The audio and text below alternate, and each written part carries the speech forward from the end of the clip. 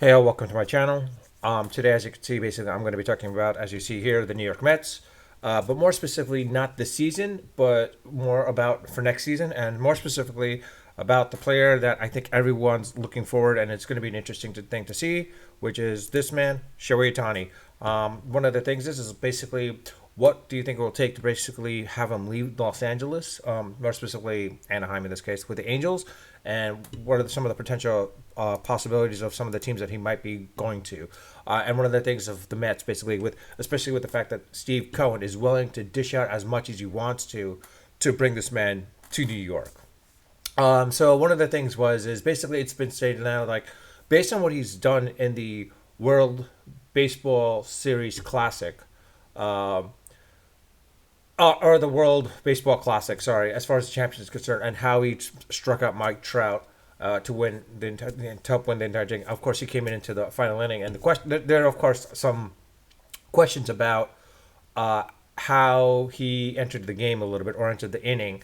More specifically, the fact that he was a hitter, basically a hitter and a pitcher, and the fact is like the when he was warming up, he was in the bullpen and then came running down to the dugout as a hitter, and then when he was up back, when they were back on the field, he was going back out as a pitcher. And like in rule state, basically that if you're a pitcher, you must stay in the bullpen. If you're a hitter, and they're not vice versa and such, unless you're a catcher. Basically, that's it. But of course, in this case, the fact is that Shohei Ohtani, of course, is a two-way player, both a pitcher and a hitter. The rules haven't been applied in this situation, quite honestly. But more often than not, the it's probably going to be updated down the line as well too. Because let's not forget, Shohei Ohtani, as really good as he is, there's some rule changes that are always going to have to be played for him, basically. So, in this case, Shohei Ohtani, it's been 3 to 4 years now, basically, since he's with the Angels, and like you've got Ohtani fever or Shohei fever, basically going rampant, and specifically in Anaheim or more specifically in California or Southern California, at least, anyways. And he's had the displeasure of being with the Angels a little bit, but not entirely being displeased with him. It's more of a case where like the fact that they haven't been playoff bound for quite a while. And it's one of those things where I think he wants to get into the playoffs and of course have that World Series ring. I think every player wants, but in this case, this guy's really competitive. He wants it. And one of the things is with the Mets, it seems like they have those pieces in place. They just need a couple more pitchers to get over that hump. Quite honestly, because the fact is like you got San Diego and Philadelphia and Atlanta that are in the hunt as well too, and like the way some of the things that they're doing this offseason, unless there's some dramatic injuries and such, I don't know. It's going to be hard for the Mets to make it into the series this year. I'm pretty sure of that. Unless of course Scherzer and Verlander bring them over the hump, that's great. But honestly, I think it's more of a case the age is going to catch up to them, and I think it's going to be a case of like they might make the playoffs, maybe barely make the series if possible, depending on how it is. But anyways, we're not talking about that. It's more of a case of this man Ohtani, basically, and him coming to the Mets. And one of the things is basically based on what he's been doing for the past 2 3 years, as well as what he's done in the World Baseball Classic. The man has justified the means of like him being a really really a superstar, basically that superstar. The question is now like the fact that he's going to be a free agent at the end of the season. It's been speculated that the man's going to be wanting $600 million, basically for at least 10 years, which is $60 million a year, basically. The question is this man worth $60 million now? $600 million for 10 years, it's really impressive. The question is he worth that kind of money? For Steve Cohen, maybe he is. I mean, honestly, the question is like, what will it take to bring this man and make this basically happen for Cohen? And Cohen, I think, is willing to spend $600 million.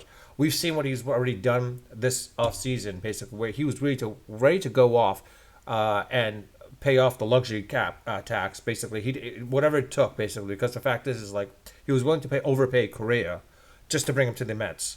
And now with the fact that Correa, of course, with those issues that he had and such, that he's back with the Twins, it shows that Cohen is willing to spend as much as he can just to make sure that the Mets are a winning team. But also, I think he wants the fans back in the seats at that point as well too.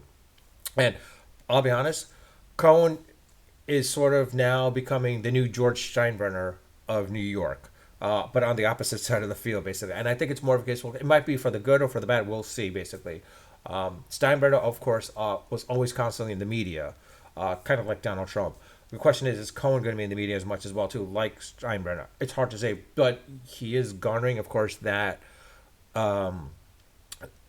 image of the evil emperor, basically trying to like bring as many players as you can, whatever it takes, for them to win. And as a Mets fan, it's long overdue. I've been waiting for this forever, practically, because the Wilpons they were horrible. They were horrible, horrible owners. And specifically, the fact is, like, I think from 2008 all the way to 2017, I think the Mets could have been truly competitive from 9 till 2013 for sure. They could have been truly competitive had they, spent enough for that. I mean, granted, it was great what they were doing. I mean, trying to follow the Oakland Athletics as well as Tampa Bay Rays model of, like, you can get really good players and then let them go, and so long as you get more players, younger players with talent, and retain them for a little bit, let's go with that. Honestly, I think the Mets could have, in 2015, it showed that their pitching was good, but their defense sucked. They didn't have as much of an offense. Had they spent enough money, I think they could have won that World Series against Kansas City, because Kansas City exploited that hole, basically, and they showed, basically, like, hey, all you got to do is got hits, and that's it. You don't have to hit home runs, the long ball, just get the hits, scoring the runs, and the Mets won't be able to catch up at that point, because, like, that Mets were mostly dependent on the long ball more than hits, more than anything else. But anyways, I'm digressing. So the question comes down to is this, basically, like, what's it going to take to bring this man to the Mets? And I think it's more of a case where, like, it's definitely going to be a bidding war. It's going to be a bidding war with Cohen basically trying to go for him. The Angels are trying to go for him as well too. Of course, they're going to try and retain the man.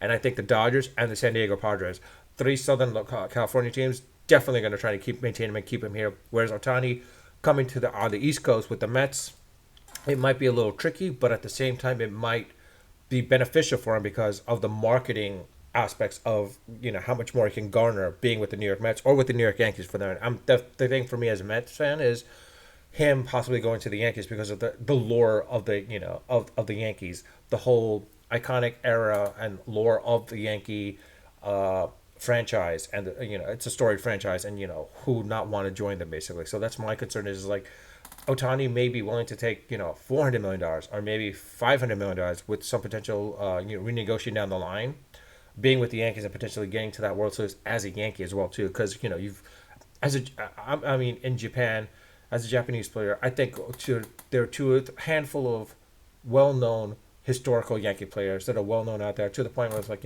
Babe Ruth is one, of course, always will be. You got Joe DiMaggio is another.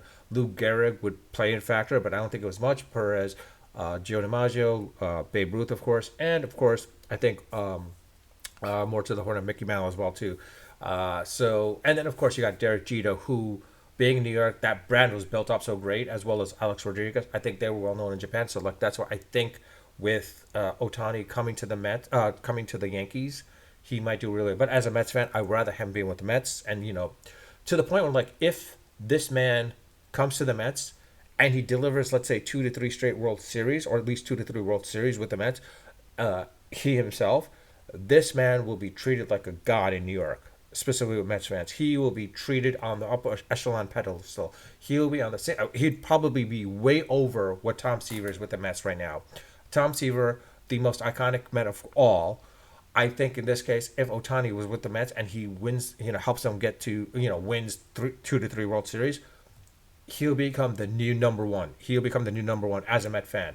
I don't know what your thoughts are. If you think he's not, it'd be interesting to see if he comes to the Mets and he were able to do this. Because let's not forget, Doc Gooden at one point, as well as Darryl Strawberry, won the '86 World Series. Had they won in '88 and probably even more, and they didn't have those drug and alcoholism, I think they would have been on the same tier, or if not more, above where Tom Seaver is. But right now, at this point, it's only been Tom Seaver and always will be Tom Seaver at this point. He'll be the number one Met. But if, like I said, if this man basically delivers, if he were to come to the Mets and delivers 2 World Series, at least a minimum of 2 World Series, he'll become the new number one. And then if he delivers 3 or 4 or 3 or more, he becomes the god of the Mets, basically, at that point, honestly. And as a Mets fan, I'd be happy and thrilled for that. The question is now, will Cohen be willing to spend $600 million for this man or more?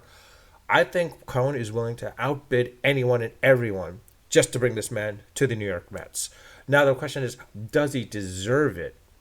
Does he deserve to be like? Let's say if Cohen says, okay, you know what, I'll pay you $700 million. Does he deserve to be $700 million? The question is Ohtani the best baseball player in our lifetime, or more so ever?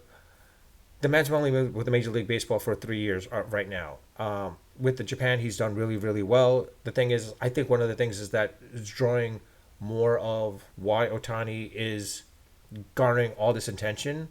Not only the fact that he's a really good hitter, but he's also a really good pitcher. He's a two-way player, basically, practically.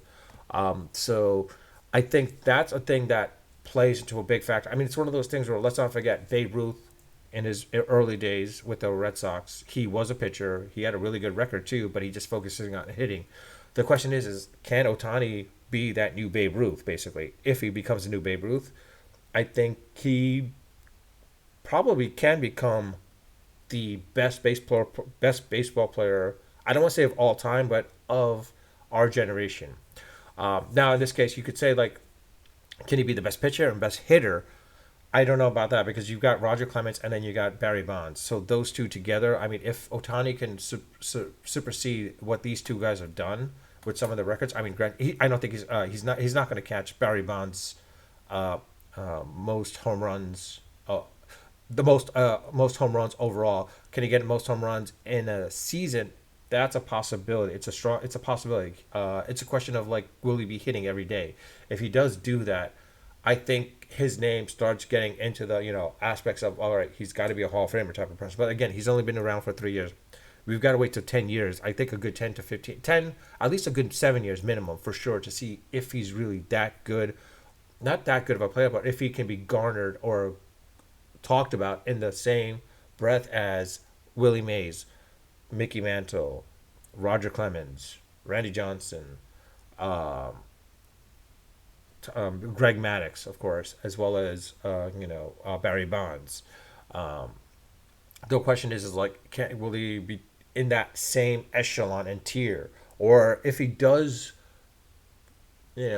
apply apply more towards the hitting end and becomes that, then he sort of, I guess, gets into that realm of the Barry Bonds, Babe Ruth, mention at that point. But quite honestly, it's also a question of can he become the new Ted Williams as well too. I mean, honestly, there's a bunch of things where like that in that aspect. But the thing is that Ohtani has done something that I think we'll start seeing now, from now onwards for children at this point, where fathers are like teaching their children.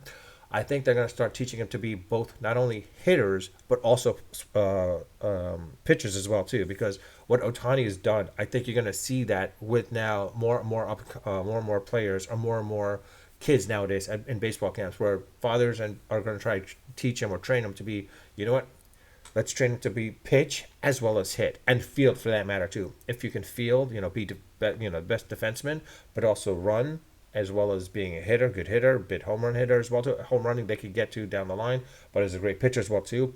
I think you're going to see more and more of that down the lines to the point like you'll probably see a lot more players, two-way players coming in at that point as well too.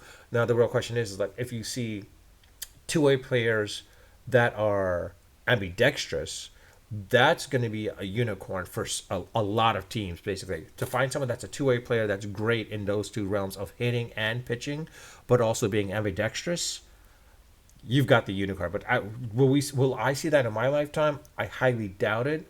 Honestly, the real question is like 100 years from now, will baseball still be around by then? I mean, I don't know, depending on where we're at this point in our stage in our life, or in our stage of our species. But reality is like, I don't know if we'll see something of that nature.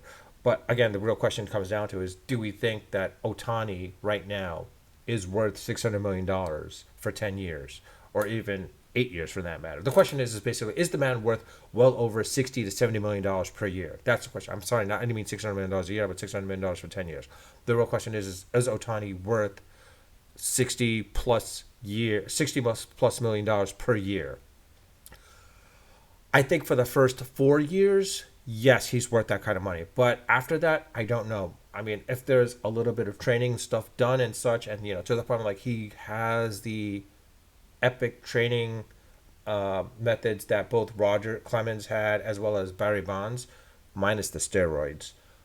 Maybe he could, because and the Tom Brady aspect as well too. I mean, Tom Brady being 45. I mean, like if this guy, if Otani can do that, it'd be impressive as well too. But like I said, it's a question of, does this guy deserve $60+ million a year? As a Met fan, for first 4 or 5 years, I would say absolutely yes, and I think Cohen's willing to do that. The question is he willing to spend another another $60 million per year for every beyond that? Honestly, I think what's going to happen is if Otani proves to do be that noteworthy uh, in the in the points of being in the echelon of the Barry Bonds, the Roger Clemens, Willie Mays, Ted Williams, Joe DiMaggio, etc., Randy Johnson, Greg Maddux, in that aspect, in that tier, I think it comes down to the fact is like maybe he does have a 5 year, but he's an out clause, so that if he's to make sure that he's the top most paid player in baseball. Don't be surprised if there are other players that are going to start following his, like I said, following his nature of being both a pitcher and a hitter. And by doing that, I think you get more money as a result. I mean, honestly, as a baseball franchise, if you're paying $30 million, $40 million to $50 million for a player that's a good hitter, but sucks at defense, is it really worth it? Same thing as the pitcher. You're willing to pay a pitcher for this price, but the question is like, what do you get him after? You only get him for like 1 out of 5 days, basically, or 1 out of 6 days, depending what it is. Is that the case? I don't know. But anyways, I mean, I think I'll probably open up another channel as far as, is Otani worth it to be in the discussion or in the realm of discussion with the Barry Bonds, the Roger Clemens, Greg Maddux, Babe Ruth, etc. Basically, I think only time will tell on that point. Might be 2 or 3 years from now. We'll find that out. But right now, in this case, the question is like, do you see Otani coming with the New York Mets or not? I think I had a earlier video talking about this as well too, and like as far as Cohen willing to spend this kind of money. I didn't know how much exactly he was going to be worth. Quite honestly, Otani's not going to break the bank. He's not going to be getting $1 billion for 10 years. There's no way that's happening. No, I don't think anyone out there right now in this day and age is going to be getting $100 million per year. Can we see it 5 years from now? Yes. But as of now, in the next 2 years, no. And I don't think Otani is going to be that person just yet. There is that player that wants to be that, but I don't know if that's going to happen. The question is at the end of this year, if he were to sign with the Mets for $600 million or $700 million a year, for $700 million for 10 years, the question is like if he has an out clause, and I think he sees someone else is making close to him, I think he's going to try to push it for $750 million for another 10 years. Basically, trying to go from $70 million a year to basically $80 million a year. I think he's going to try to get to that at that point. But with that, I'll leave it at that. And again, if you haven't subscribed, please subscribe. You're in the know. You're in the know, basically, if you subscribe with me. And of course, these are all my opinions. I don't have all the stats with me, unfortunately, right now. This is just more of my opinion talking more than anything else. And anything beyond that, that's pretty much it. And of course, as I mentioned always, please leave your comments in the comment section. I do read my comments. I do respond to them.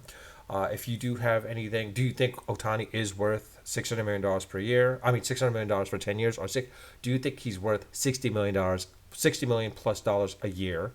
The other question is like, do you think he'll be a Met, or do you think he'll be with the stay with the Angels, go with the Dodgers, go with the Padres, since they have the money as well too? The Phillies, I don't think he's going to be there with them. They've got to really like garner a lot more money. I don't think they don't have that kind of money. Braves, that's not happening, of course. And I don't know of any other team that could potentially land him at this point. Honestly, I think it's going to be one of the coast teams, basically. It'll be the LA teams, more often the Southern California teams, or the Northeastern teams would either be the Mets, Yankees, or potentially even the Boston Red Sox too. I think the Red Sox will be willing to. If the Yankees are going to be in the mix, you don't be surprised if the Red Sox are going to be in there as well too. Because like I don't think the Red Sox are going to lose out to him at that point as well too. But quite honestly, that's pretty much it. So, but anyways, let me know your thoughts on that. And with that, I'll leave it at that. Unfiltered, unedited, and unrehearsed. Until next time.